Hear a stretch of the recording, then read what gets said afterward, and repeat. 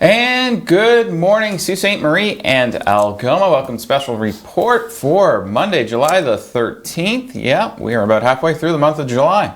Are you cold today, Chris? I can see you're wearing a long sleeve shirt for the first time. Yeah, I was cold yesterday too. Man, oh man. I was cold coming to work today. So. It was, it definitely a little different than a few days before that when we actually hit a record. I mean, 39 humidex, 32.1 Celsius. Maybe if I'm cold this morning, I'm fitting in more to the Floridian lifestyle. If you're from Florida, what are you? You're a Floridian? Floridian, yes. Really? Yeah. Speaking of Floridians, they had 15,300 new cases of COVID-19 yesterday, setting a record for America, even worse than New York did. Nice. Good job. Yeah, so they're doing fantastic down there on that. Number one. Yep. Okay. Doug Ford's coming up at 1 p.m. today. We are expecting a Stage 3 reopening announcement on, not necessarily that we're actually going to Stage 3 at this moment in time, but what is the first part of Stage 3 going to look like? I think they've confirmed that it will be announcing the plan, but not necessarily at 1 o'clock are we going into it. Yeah, so Christine Elliott, Deputy Premier, as normal, will be there with Premier Ford. Rod Phillips, the Minister of Finance, and Stephen Lecce, Minister of Education, will also be at the announcement. Premier Ford's spokesperson did confirm yesterday that Stage 3 will be announced tomorrow. It will follow the same as Stage 1 and Stage 2, where there's a staggered opening. It is possible that you will see some indoor dining allowed, bars, movies, theaters, and gyms.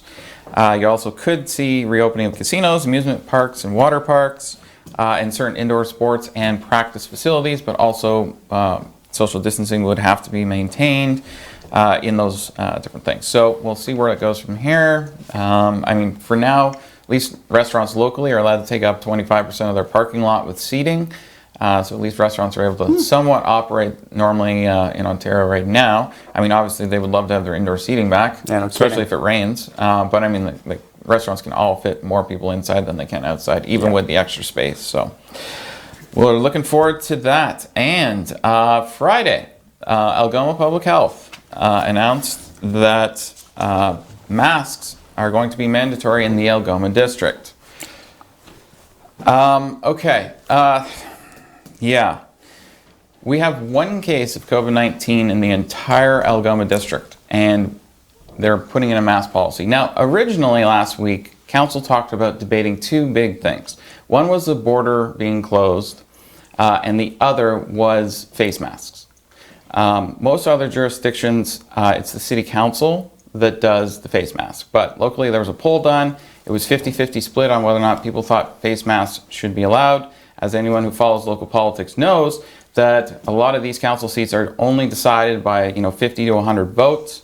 The last thing councillors wanted to do tonight was to alienate some of their supporters, because they might lose that vote in the next election. So it's been punted over to Algoma Public Health to do. I reached out to Algoma Public Health on Friday just after the announcement to get an interview with someone from there to explain why there's a mask policy coming into effect and how are they going to enforce this, why is it, how long is it going to be in, and so far I've received no response. I also spoke with an infectious disease expert on Friday that I actually went to school with 20 years ago, and I was telling my girlfriend at dinner what this individual said, and then my girlfriend picked up her phone and said, "Oh, Algoma Public Health has put in a mask policy." And I started to laugh, and I said, "You're kidding." And she's like, "No." I'm like, "No, you are kidding." And she hands me the phone, and literally right at that moment, Algoma Public Health put in a mask policy. I've now asked that individual if he wants to come on. He's an infectious disease doctor out in British Columbia to explain what he explained to me. Can you give us the whole notes of what he said?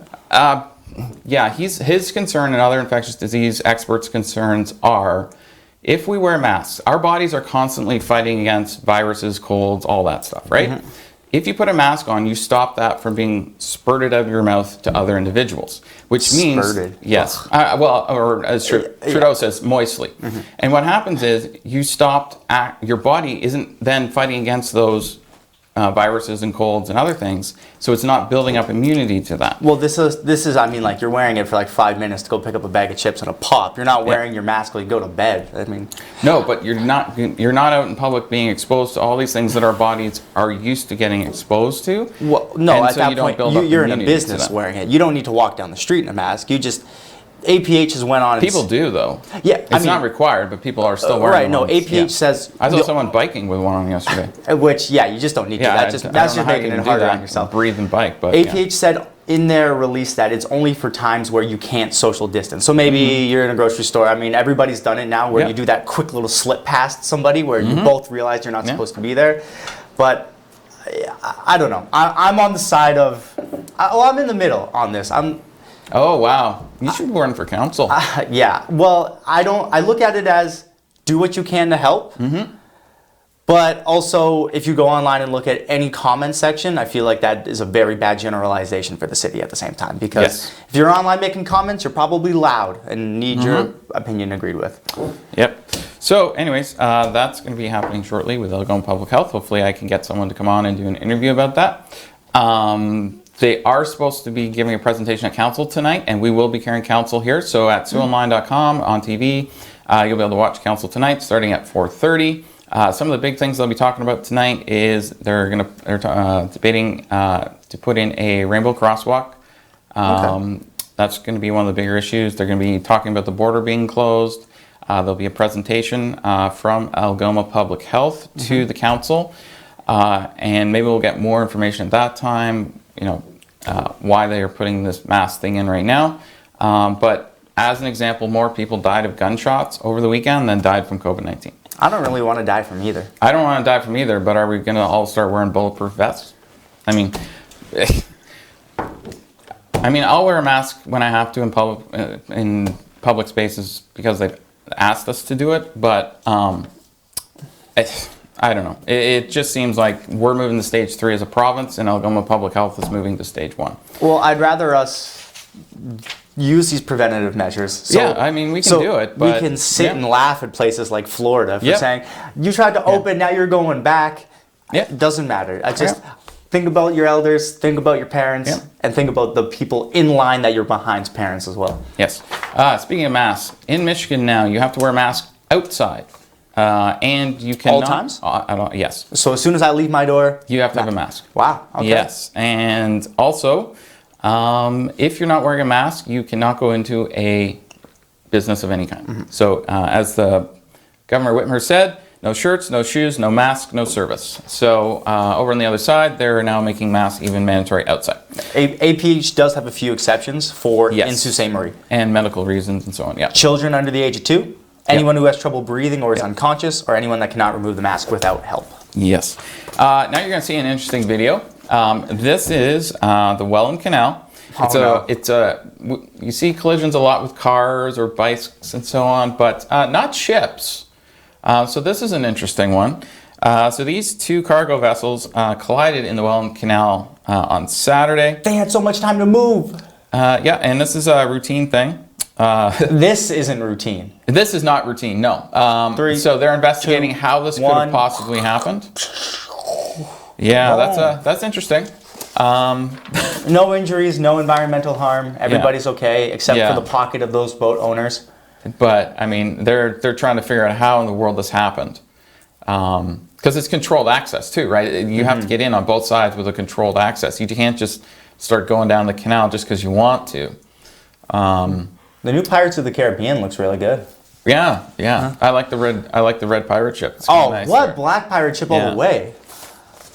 Okay. Also, Sudbury shooting over the weekend as well. Crazy. One person in custody, and there was multiple officers. There was patrol officers, tactical officers, criminal investigation division, and forensic officers all called to this. As you can see on the video there, called to the shooting.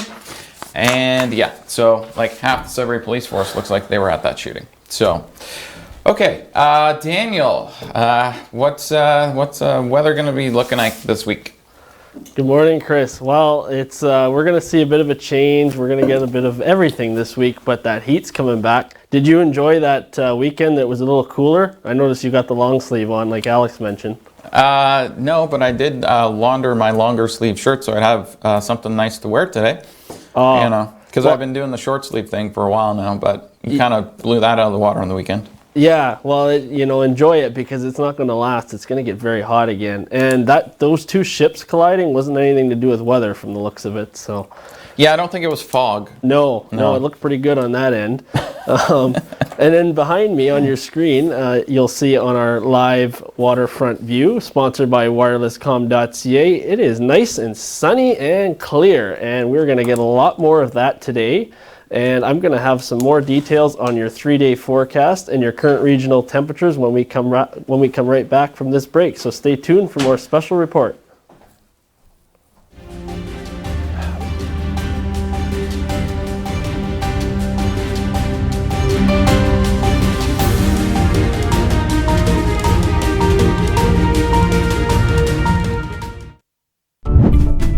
Did you know that 1 in 3 people are affected by fire in their lifetime? Or that 1 in 3 fire deaths happen in homes with no working smoke alarms? You may have just seconds to safely escape a fire in your home. That's why early detection of fire is absolutely vital. Only working smoke alarms provide those precious seconds you and your family need to safely escape. Install smoke alarms on every story and outside all sleeping areas of your home. For added protection, install a smoke alarm in every bedroom. Test smoke alarms monthly by pressing the test button. If the alarm doesn't sound, install a new battery. Replace alarm batteries at least once a year and whenever the low battery warning chirps. And if the alarm still doesn't sound, replace the alarm with a new one. Smoke alarms have an expiry date. Remember to check the back of the smoke alarm for dates of manufacture. Replacement is within the time frame on the manufacturer's instructions. In most cases, 7 to 10 years. Always replace expired alarms.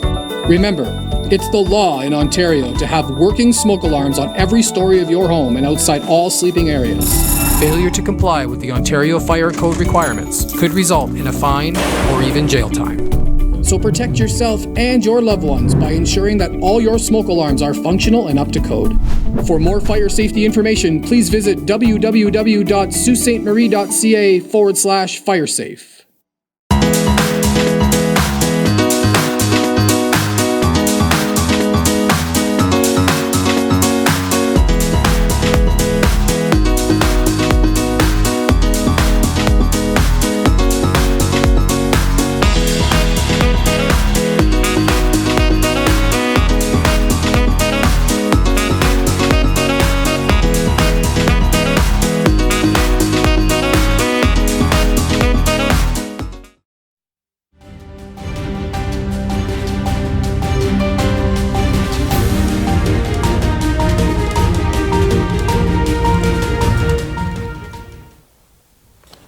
And welcome back to Special Report, brought to you by KC Securities. I'm here with my co-host Alex Parr, as we are Monday to Friday at both 8 a.m. and 1 p.m. for Special Report.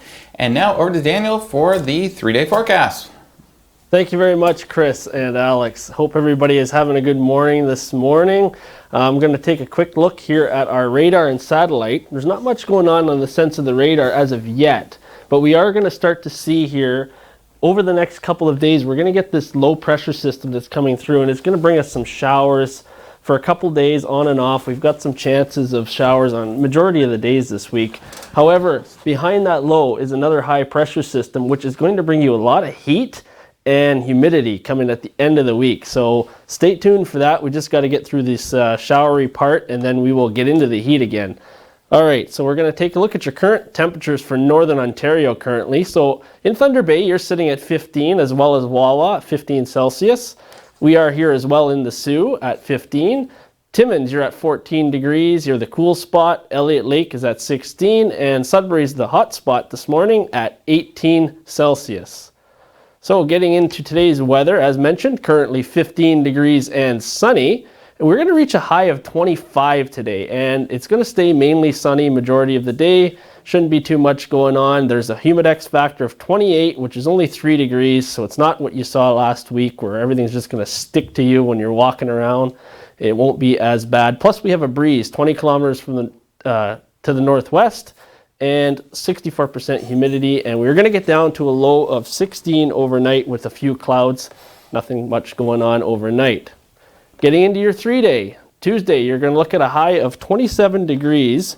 And we have a high UV index Tuesday of 8, which is very high on the scale. We're going to also have some winds Tuesday, about 20 kilometers an hour. And we're going to get a chance, maybe in the evening overnight, 60% chance of some showers. So as you can see, leading into Wednesday, a low of 17, by the way, on Tuesday night. That's going to lead into Wednesday, which you're going to have a high of 24. And you're going to start to see some of those showers come in throughout the day, 60% chance, and then 40% overnight. So we are probably going to see some precipitation on Wednesday, low of 14. Thursday, we're going to bump right back up. This is that heat I was talking about as this low is going to move through and then the high pressure is going to come in. 29 degrees, and the humidity is going to be really starting to pick up probably near the end of the week. And we're going to see a low of 17 on Thursday night. So nothing too major. I'll have your full 7-day coming up, but you're going to see there's going to be some fluctuations on the weekend. And then after that, it's going to clear right out and we're going to get right into the heat, which I know Chris loves the heat so much, right, Chris? Absolutely. I cannot wait for it to warm back up again. This weekend was definitely too cold. Speaking of this weekend, how was your golf game? I told you not to ask. I trusted you. I put my confidence in you. It was bad, okay? I suck. Why is the game so stupid? Why is the game so hard? Why do they make you put that little ball in the little hole so far away, right? Have I already made the joke about how I shouldn't even be playing golf because everybody tries to shoot me? Oh, you and your puns. Okay, Facebook shoutouts. Hi to Nicole, Cindy, and Marilyn. Marilyn also said, it will be hard to work for a full shift wearing a mask. Also, Evelyn has asked, where can we buy or pick up the mask they want us to use? I don't know. Actually, funny enough, me and another employee here, Aaron Allison Drini, were working on a show. We went to Once Upon a Child. They have masks for both adults and kids there. And is that the one that's in... Once Upon a Child is just down the street, Great Northern Road. They're in the little plaza with, there's a dentistry in there. I don't know the exact address, but it's on the other side of A&W's new location. Oh, so it's just north of our studios? Yeah, just literally down the street. Okay, so it's north of like Home Depot and Walmart? Yes. On the same side as them then? On the same side as Sue Mill. Okay. At A&W. Yes. Okay, so you can get masks there. So that's one place. That's the only place I know off the top of my head. Yeah. Okay, so we're going to hit a commercial break and we'll be back in 2 minutes.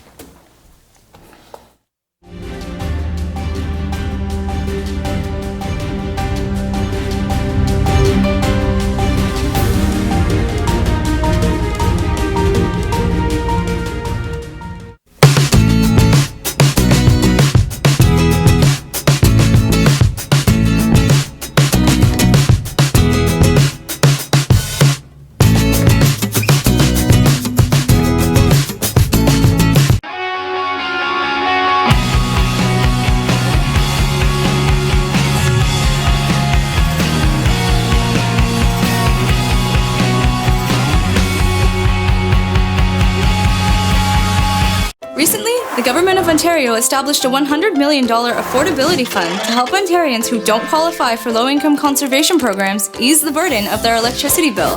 Whether you rent or own your home, as long as you pay your electric bill, you could qualify. There are 3 levels of support available.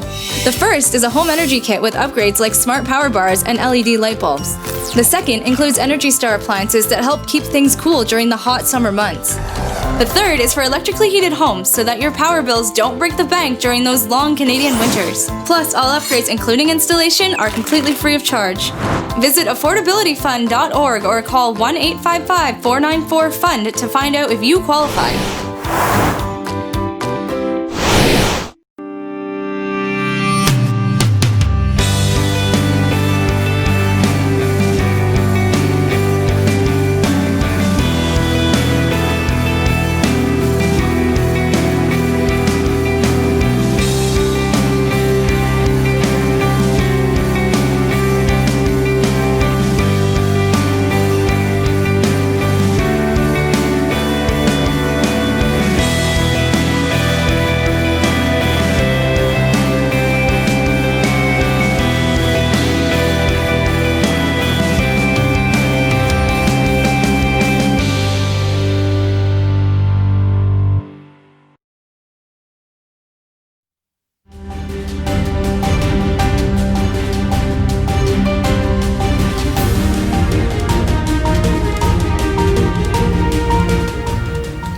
And welcome back to Special Report, brought to you by KC Securities. I'm here with my co-host Alex Parr, and yes, we talked about something a little while ago that was happening in Alabama. Party! Yes, COVID parties. And what a COVID party is, and this is as stupid as it sounds, is that someone who has COVID-19 throws a party. Then a bunch of people come over, they all put money in a hat, and the first person to test positive for COVID-19 with a doctor's, like on a doctor's letter, Signed off. yep, wins the money. We got a winner! And yeah, well, this guy won, but he's not going to be able to spend his money. Guy in a Texas hospital, he's 30 years old. He is the first person to die from attending a COVID party. Survival of the fittest at that point. It was thought that these parties were only taking place in Tuscaloosa, Alabama, but apparently they have now spread to Texas, and they've now confirmed that there's been a bunch of these parties across Texas. So it looks like Texas and Alabama, these parties are still continuing. And the other thing too is, just before this guy died, he told the nurse, "I think I made a mistake. I thought it was a hoax, but it's not." So he realized too late that what he did was stupid and not worth trying to, win $100 or something. And he's basically warning other people, don't do this. My favorite quote, well, one of my favorite quotes is, "You play stupid games, what do you win, Chris?" Stupid prizes. Ah, that's correct. So good job, man. Hope you can take that money wherever you're going. Yeah, so, I mean, I'm kind of speechless. I mean, when we first talked about it, I couldn't believe it was real. And then now that But not wait, only there's is it real in more. one city, it's been spreading. So we're probably going to see more of these cases pop up, because I'm sure this was, they already found, I think they said four Texas COVID parties in that town where this guy was from. So I'm sure we'll hear more about this in the news going forward. And speaking of Americans and COVID-19, a survey just came out over the weekend. 1 in 3 Americans know someone with COVID-19. That's how prevalent it is now across America. That number is 3 times what the number was just back in March. So it's not looking good for our American neighbors. Can I practice my surprised look? Hold on. It's doubled? Yeah, tripled actually. Oh, yeah. tripled? It went from 11% goodness. back in March to 36%. That's more than tripled. Yes, at the end of June. I can't believe it. Yeah. I can't believe it. Out of 10, what do you give me? And then the other thing too is people who have immediate family members with COVID-19 popped from 3% up to 8%. And nearly 3 times as many Americans know someone in their workplace who's been sick with COVID-19 than they did back in March. And that was my genuine surprise face. Yeah, and then something that we've now know, because it's been coming out in data like across many different countries, is that for some reason Black and Latino people are more likely than white people to get the virus. In the States, it's 11% for both Black and Latino people to have an immediate family member with the virus, whereas white Americans, it's 7%. But overall combined, it's 8%. But yeah, so it is what it is, but it's going to get worse for our southern neighbors before it gets better, because they're approaching. I mean, Fauci warned about hitting 100,000. Given the numbers that came out over the weekend across America, it would not surprise me if we see 100,000 cases at some point later in this week in America. Disney World reopened, so only to pass holders, and those are immune. Yeah, well, actually, as of Wednesday, anybody can go. Oh, yeah. Never mind. So, anyways, we got to take a commercial break. We'll be right back after the break. See you in a sec.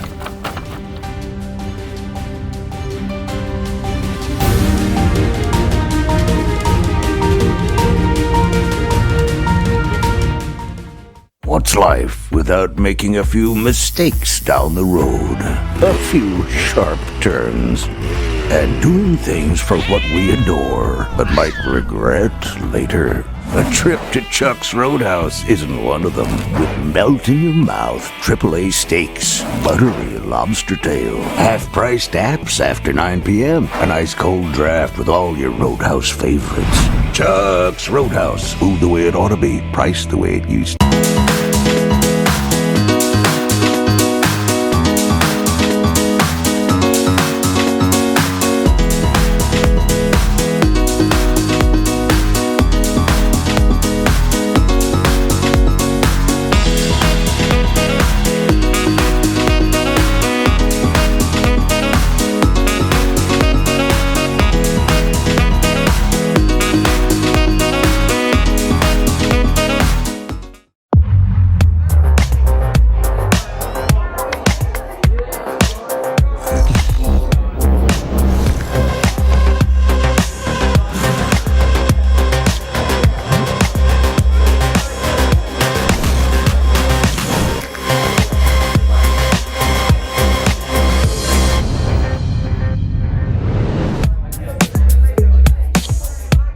A message from the Government of Canada.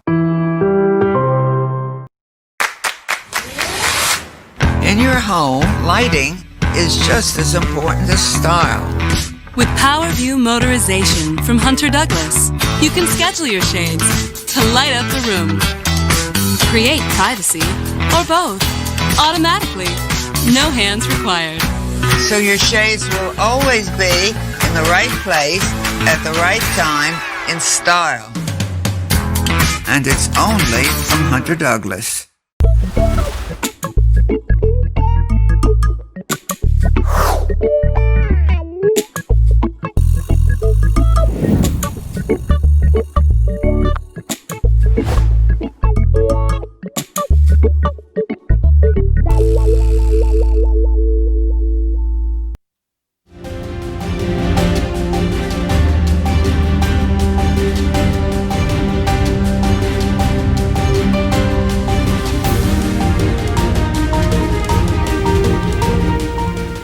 And welcome back to Special Report, brought to you by KC Securities. Today's schedule will be slightly different. You're going to see us again at 1 o'clock. You're going to see news all day. You'll see the evening news at 5. My show will not be on at 7 p.m. tonight because we will be carrying the City Council meeting starting at 4:30. You can watch it at SiouxOnline.com and just scroll down the page. You'll see the on TV video there. You just click on that and you can watch City Council tonight. Okay, how's the 7-day forecast looking there, Daniel? Yeah, thank you very much, Chris. Well, it's looking like it's going to be a mix of everything, but I'm going to quickly get into our Weather Watcher photo. Behind me, you're going to see, and on your screen, you're going to see a photo sent in from Nicholas Isabel, who is up in Moonbeam, Ontario, and he's fishing there on the boat with the sun kind of going down. It's a nice classic Northern Ontario shot. So thank you to Nicholas for sending that in. Beautiful spot in Northern Ontario outside of the Kapuskasing area. So I'll quickly get into the 7-day recap here. Tuesday, you're looking at a high of 27, mainly sunny, low of 17. Wednesday, we have that chance of showers, a high of 24 and a low of 14. Thursday and Friday, you're looking at some sun between 29 and 30 degrees and lows of 17 to 19. Saturday and Sunday, you see the thunderbolts there. So 30 degrees and 29, so we're going to be hot and humid, which could make some severe thunderstorms, potentially. There's a forecast for that. And a lonely low of 20 and 19, so that humidity is back on the weekend. Monday, a high of 27, and again, humid, and only a low of 18 overnight. So as you can see, we're going to get into that rain and showery weather throughout the week, and potentially some bad thunderstorms on the weekend. Humidity's back, and the humidity, Craig mentioned to me the humidity is going to be worse this time around than the last one we got. So just warning you guys. Back over to you, Chris. Well, thank you very much, Alex, for that 7-day outlook. You're welcome. Yeah. I think you meant Dan. Oh, yeah, sorry, Dan. Whatever you are. Alex, too. Yeah, Alex, too. Dan will do sports. Well, we don't have much time. Not much time, but we do need a little bit of John entertainment and Travolta's sports, wife depending on passed how away. far I can get. Yeah. So unfortunately, the Travolta family has seen another upset on the passing of John Travolta's wife, Kelly Preston. She's been in movies like Twins, Jerry Maguire, and For the Love of the Game.